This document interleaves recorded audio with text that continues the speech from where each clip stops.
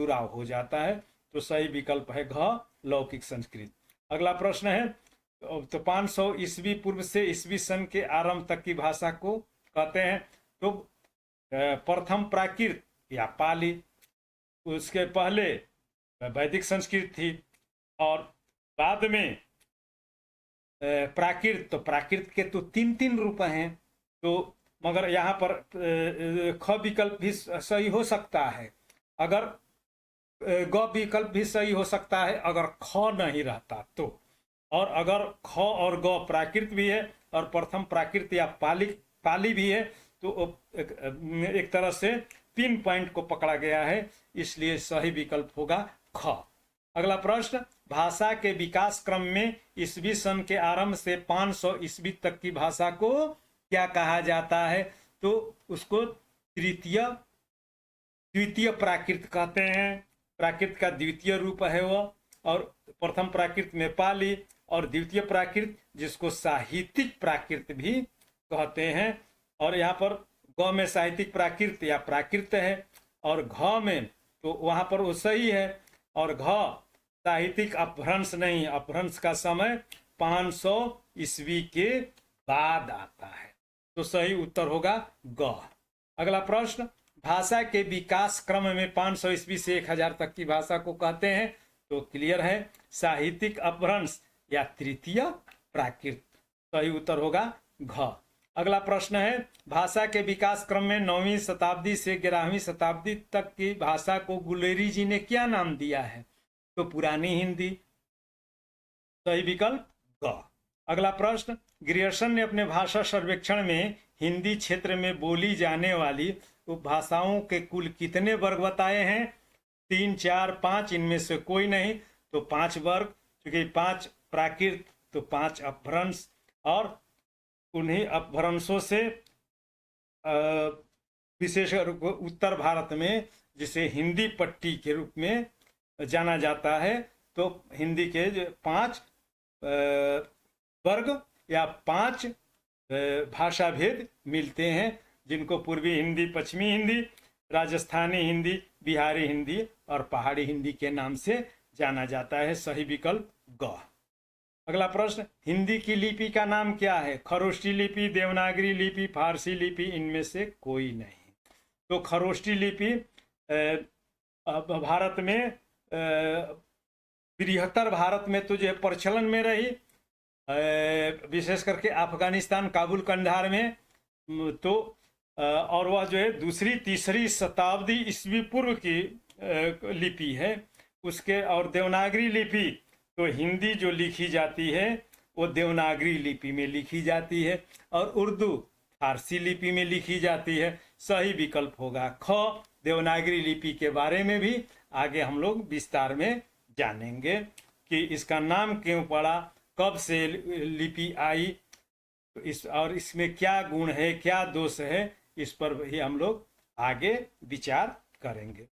अगला प्रश्न है, इसमें मागधी अपभ्रंश से संबंधित कौन सी भाषा नहीं है? मागधी अपभ्रंश से तो बिहारी, बांग्ला, असमिया। तो मागधी अपभ्रंश का विस्तार बिहार से लेकर के असम की जो है सीमाओं तक जो है रहा है, और बंगाल में भी। तो मागधी के चूंकि मागधी के जो है 3 रूप हो जाते हैं, तो मगध क्षेत्र वाली, और इसी से बांग्ला, उड़िया और असमिया भाषा परिवार का भी उद्भव होता है।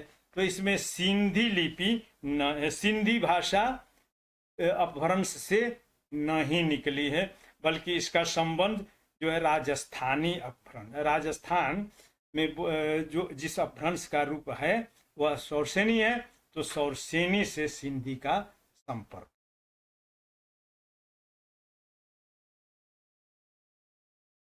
पश्चिमी हिंदी भाषा उपसमूह का उद्भव किस अपभ्रंश से माना जाता है?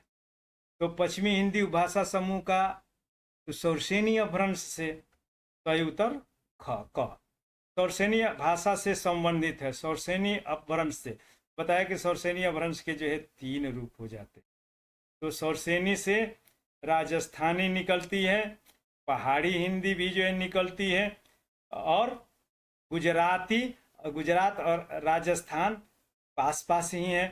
पहले गुजरात और राजस्थान एक ही राज्य होता था, तो और वहाँ पर शौरसेनी का प्रचलन रहा है, तो वहाँ से शौरसेनी, राजस्थानी, पहाड़ी और गुजराती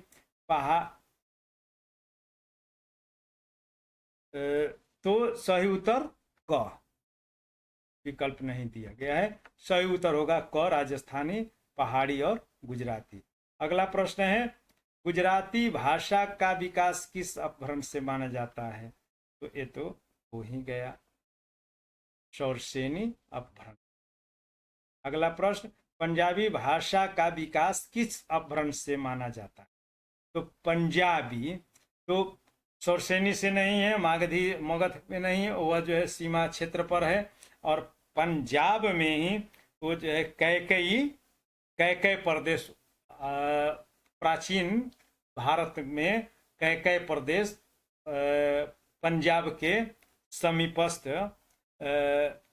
जो क्षेत्र हैं उसको जो है माना जाता था, और उधर जो है पैशाची अपभ्रंश और प्राकृत का प्रभाव रहा है।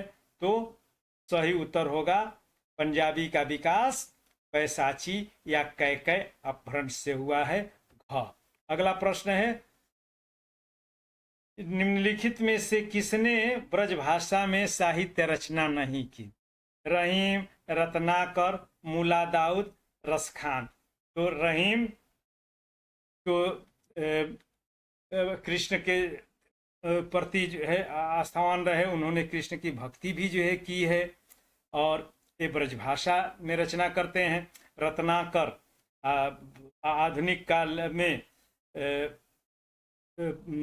ब्रजभाषा के बहुत ही उच्च कोटि के विद्वान कवि माने जाते हैं। मुल्ला दाऊद ने चंदायन लिखा, और यह एक जो है सूफी काव्य है, और सूफी सामान्यतः सूफियों की रचनाएं अवधी भाषा में है। और रसखान तो मानुष हो तो वही रसखान, तो ये ब्रजभाषा के कवि हैं, भक्त कवि हैं, कृष्ण के भक्त कवि हैं। तो सही उत्तर होगा मुल्ला दाऊद ने जो है ब्रजभाषा में रचना नहीं की, वरन इनकी रचना चंदायन या लोरिकहा अवधी भाषा में है। सही विकल्प ग यानी कि मुल्ला दाऊद ब्रजभाषा के कवि नहीं है। अब अगला प्रश्न है, उड़िया भाषा का विकास किस अपभ्रंश से माना जाता है?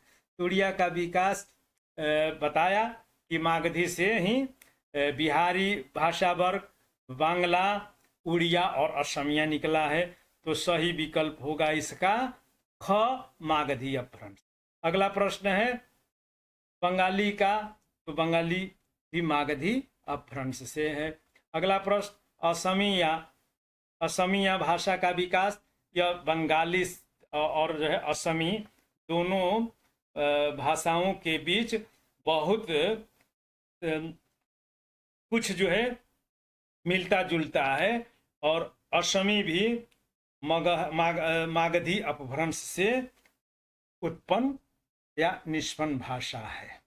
अगला प्रश्न, पूर्वी हिंदी भाषा उपसमूह का उद्भव किस अपभ्रंश से माना जाता है?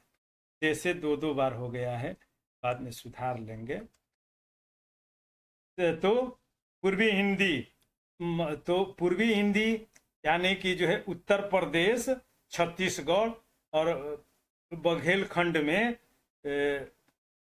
जो अपभ्रंश है, तो इधर जो है मगध और उधर सुरसेन का प्रदेश, तो दोनों के बीच तो वह जो है जिस पर अधिकांश जो है प्रभाव मागधी का रहा है, तो इसलिए उसको अर्धमागधी भी कहते हैं। तो पूर्वी हिंदी भाषा के उपसमूह की बोलियों का उद्भव अर्धमागधी अपभ्रंश से हुआ।